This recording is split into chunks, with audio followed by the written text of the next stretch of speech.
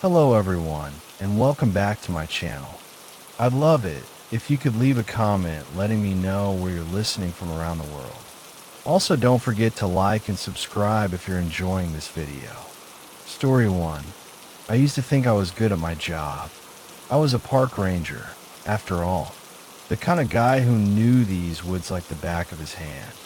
I could tell you where the deer liked to bed down, where the river ran the deepest, and where the old logging roads have been swallowed up by time. But none of that mattered the night I saw him. It started with a radio call just after sundown. A hiker, lost somewhere deep in a restricted zone, a place no one should have been. His voice was shaky, almost frantic. Said he'd gotten turned around, that his phone was about to die. He gave me coordinates before the call cut out, and when I checked them, a cold feeling slid down my spine. The location was wrong, not just off trail, but deep into an area that was supposed to be untouched. No campsites, no roads, nothing but thick, tangled wilderness stretching for miles. No one went there. No one. I should have waited for backup. Should have called it in and let the morning crew handle it. But something about that voice, it sounded desperate, like he knew he was running out of time. So, like an idiot, I grabbed my flashlight, my gear, and headed into the trees alone. The deeper I went, the quieter it got. At first, I told myself it was just normal nighttime silence. But this was different. The forest wasn't just quiet. It was dead. No wind. No rustling leaves. No insects chirping in the underbrush. It was like stepping into a vacuum. I tried calling out, "Hey, park ranger, can you hear me?" Nothing. I pushed forward.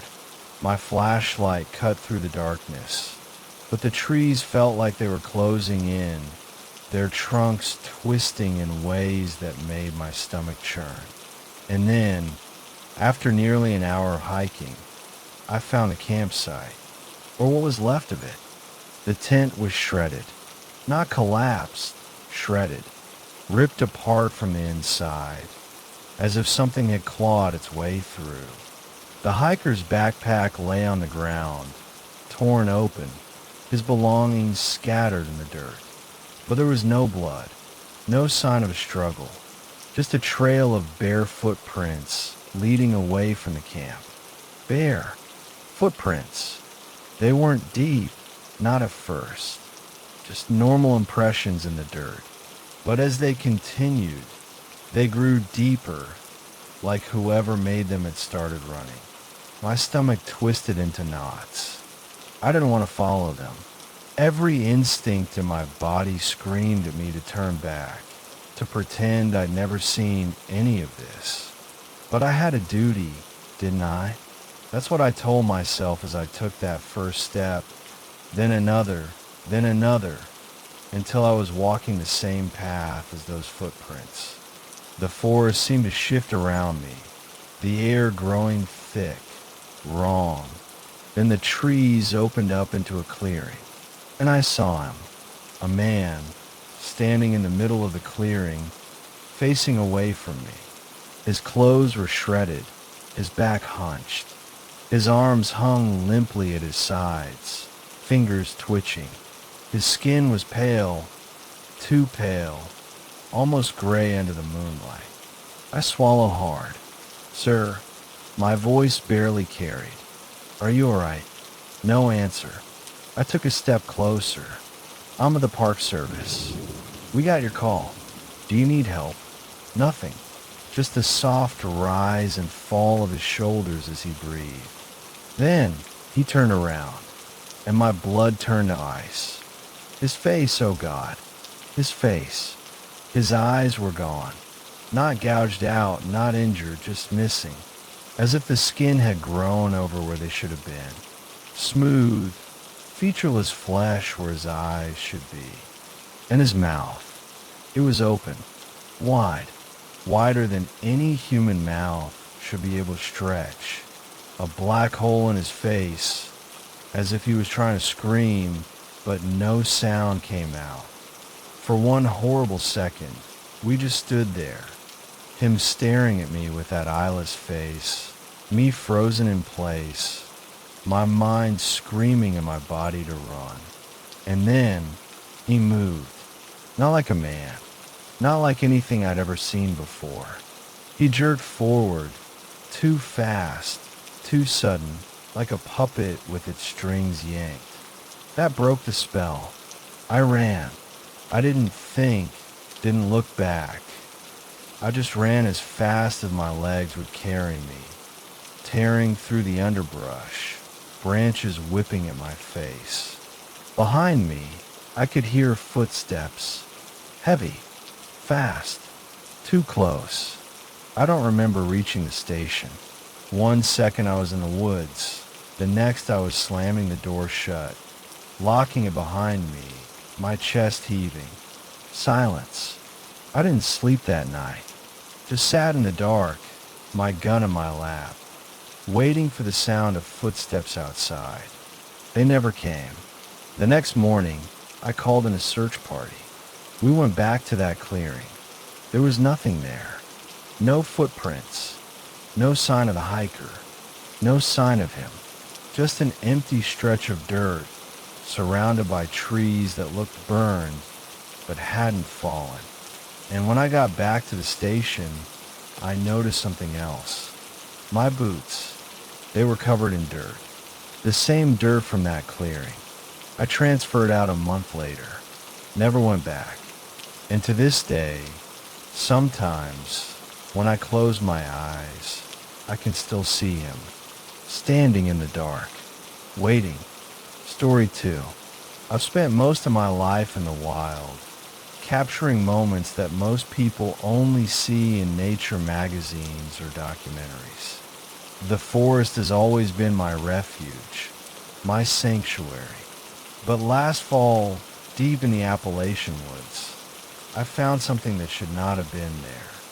Something that still haunts me. I had been hiking all day, looking for the perfect spot to set up camp.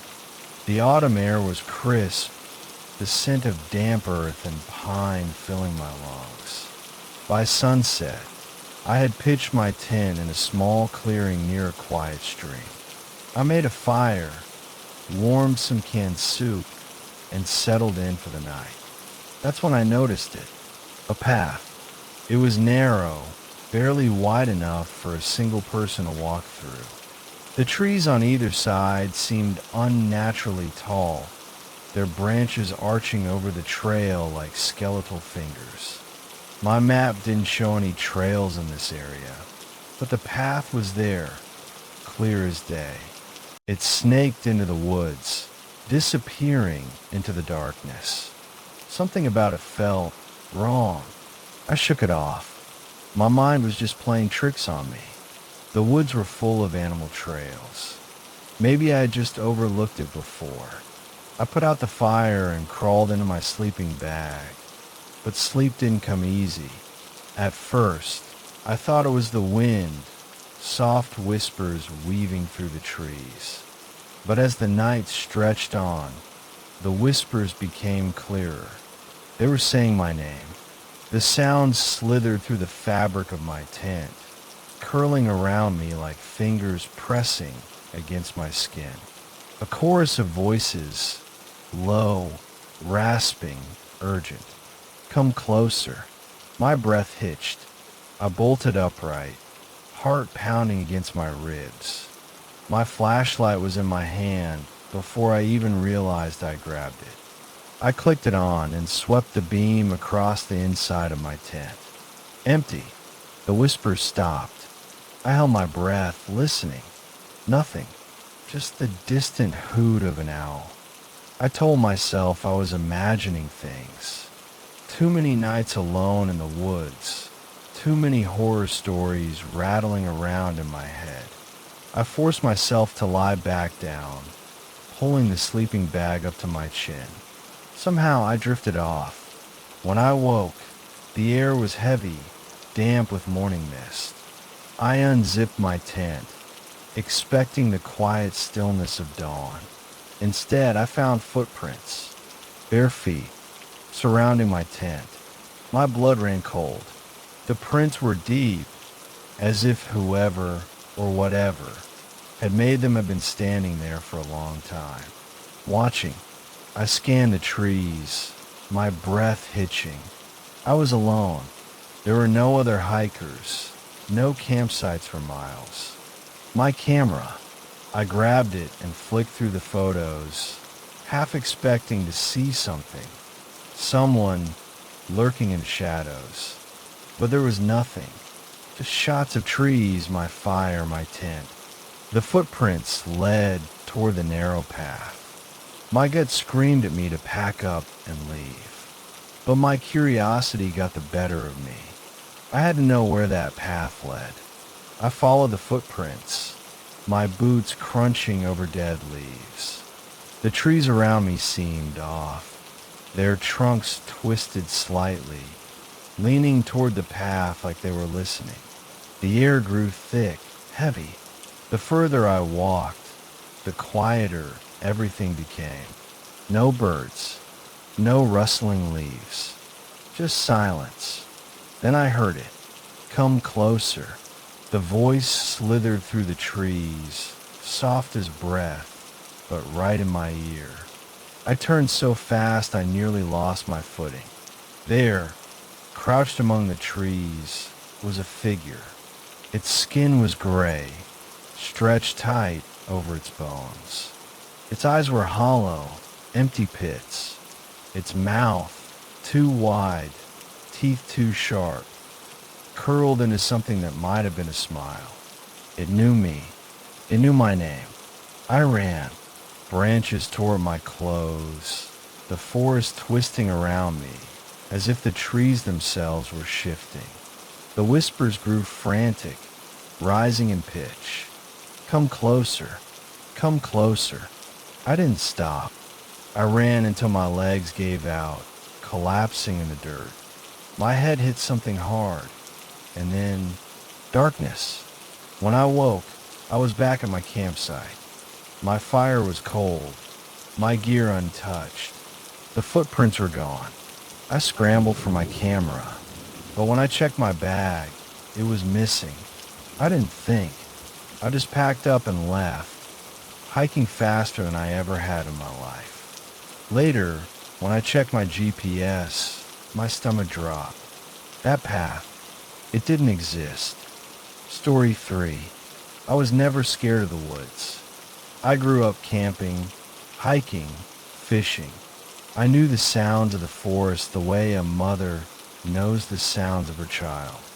The chirping of crickets, the rustle of wind through the pines, the snap of a twig beneath the cautious footstep of a deer. These were comforting sounds, familiar. That's why I chose the Cascade Mountains for my solo trip. A week away from people, from work, from all the noise of the world. Just me, my tent, and the whisper of the trees. I should have listened better. It was the third night when it happened. I had a small fire going, my tent set up beside a quiet lake. The night was cold, but still. I sat outside my tent for a long time, staring into the flames, my breath curling in the air. I turned in around midnight, zipped myself into my sleeping bag, and let the sounds of the forest rock me to sleep. Somewhere around 2 a.m., I woke up, not suddenly, not in a panic, just awake, a weird kind of alertness, like something had nudged me from sleep without actually touching me. And then I heard it, a wet, shuffling sound outside my tent. Not footsteps, not an animal moving through the brush. It was heavier, wrong, something dragging itself through the dirt. I told myself it was nothing. A raccoon, a fox, some big, slow-moving insect making more noise than it should. I turned over, pulling my sleeping bag up to my chin.